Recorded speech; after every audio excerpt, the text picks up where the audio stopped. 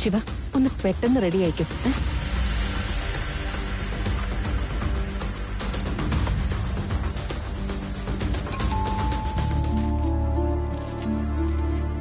ആ പോസ്റ്റ്മാൻ ആണോ? ലെറ്റർ ആണോ? രജിസ്റ്റേർഡാ, ഒപ്പിട്ട് വേണം. ആർക്കാ? സേതുവേ സാറിനാ. ഞാനൊപ്പിട്ടാ പോരെ?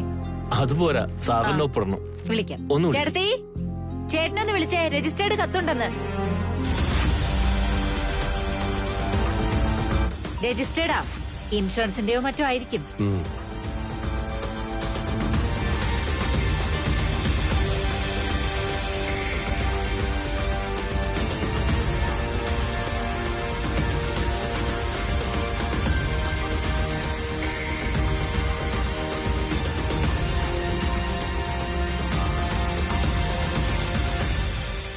Thank you sir.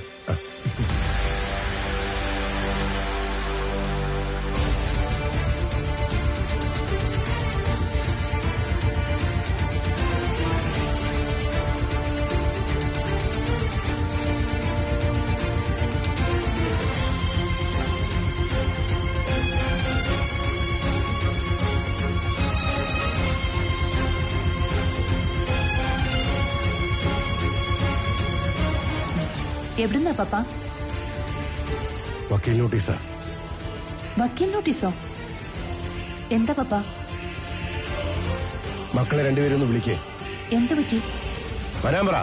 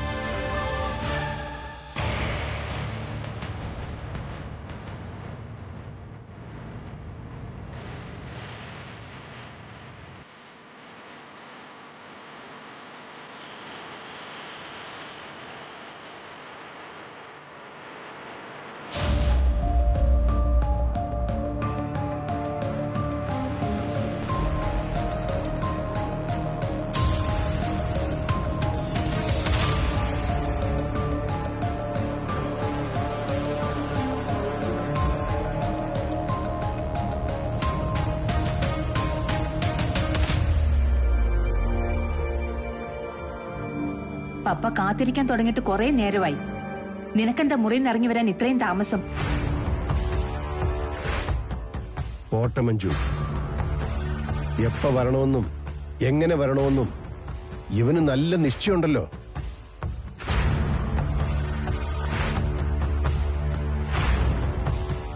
ഇരിക്കേ.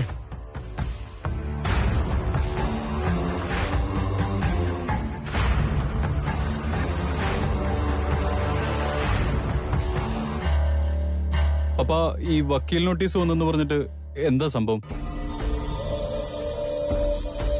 നമ്മുടെ എന്തെങ്കിലും ബിസിനസ് മാറ്റർ ആണോ? ഒരർത്ഥത്തിൽ ബിസിനസ് മാറ്ററാണ്.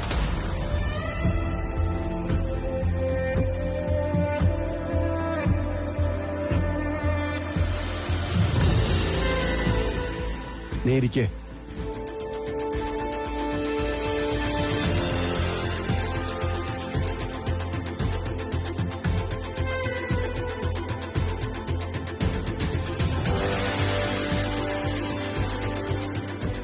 കുടുംബസ്വത്ത് വീതം വെച്ചുകൊണ്ട് ഞാൻ തയ്യാറാക്കിയ വിൽപത്രം നീതിയുക്തമല്ലെന്നും അത് ക്യാൻസൽ ചെയ്തിട്ട് പുതിയ വിൽപത്രം തയ്യാറാക്കണമെന്നും ആവശ്യപ്പെട്ടുകൊണ്ടുള്ള വക്കീൽ നോട്ടീസാണിത്.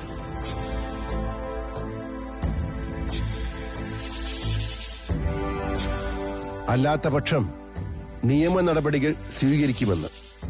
ആരാ ഇത് അയച്ചിരിക്കുന്നത്? അഡ്വക്കേറ്റ് AR ഗോപിനാഥ്, ശിവയുടെ വക്കീൽ.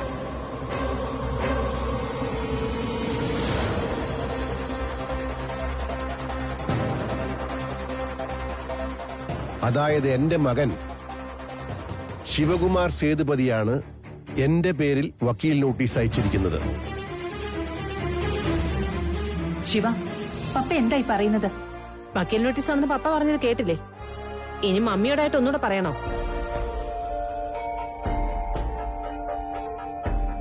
ചേട്ടത്തി ഭാവനയോടാണോ ശിവയോടല്ലേ ചോദിച്ചത്?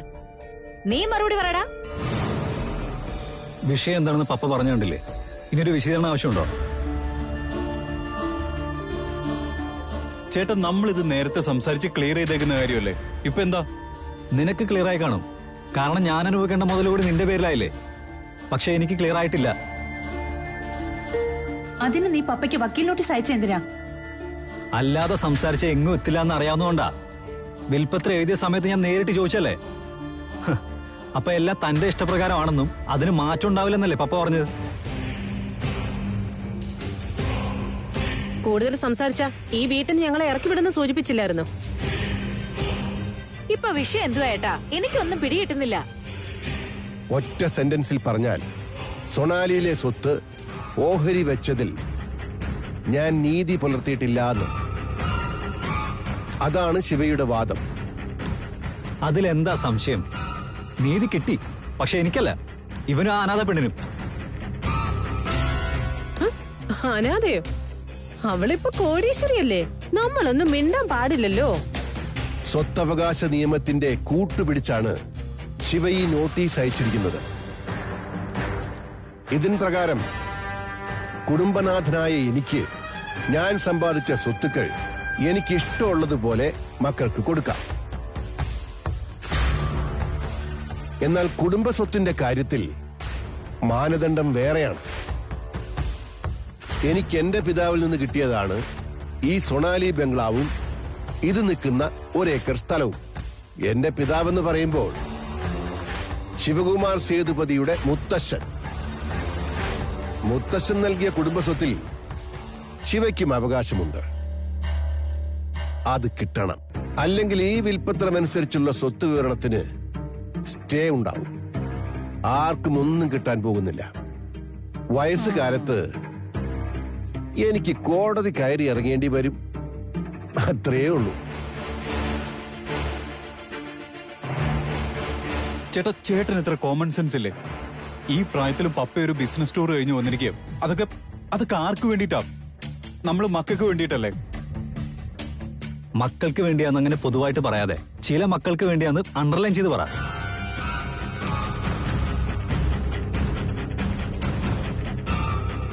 ശിവ, നിന്റെ സംസാരം അതിരുവിടുന്നുണ്ടേ. ഒരു അറ്റാക്ക് കഴിഞ്ഞിരിക്കുന്ന മനുഷ്യനാണെന്നുള്ള ഓർമ്മ വേണം. ആ ഓർമ്മ പപ്പയ്ക്ക് ഉണ്ടാവണം. പാർഷ്യാലിറ്റി കാണിച്ചിട്ട് അതിനെ ന്യായീകരിക്കാൻ എന്തൊക്കെ കാരണങ്ങളാ പപ്പ പറയുന്നത്? ഇവിടെ എന്ത് പാർഷ്യാലിറ്റി കാണിച്ചെന്നാ?